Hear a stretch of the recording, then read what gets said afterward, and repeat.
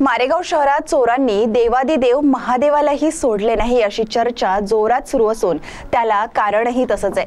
मारेगावातील महादेव मंदिरातील दानपेटी चोरांनी फोडली आणि त्यातून रोख रक्कम लंपास केल्याची घटना उघडकीस आली आहे। या घटनेमुळे शहरात खळबळ उडाली असून देवाचे मंदिरही सुरक्षित नसल्याच्या प्रतिक्रिया गावातून उमटत आहेत। पाहुयात याविषयीचे हे सविस्तर वृत्त।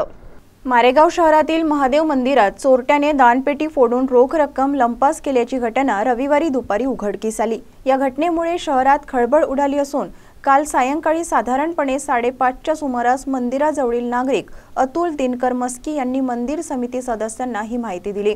दानपेटीचे कुलूप तुटलेले असून झाकण उघडे दिसत आहे असं मंदिर समिती सदस्यांना सांगितले।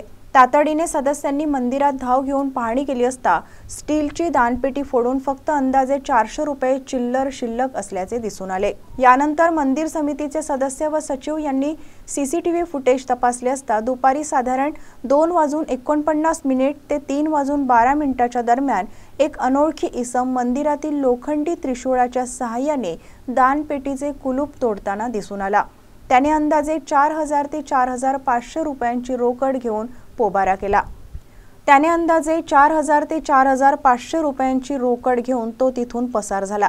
या प्रकरणी मंदिर समितीचे सदस्य महादेव गिरसावळे यांनी मारेगाव पोलीस ठाण्यात तक्रार दिली असून पोलिसांनी अज्ञात इसमाविरुद्ध गुन्हा दाखल केला आहे।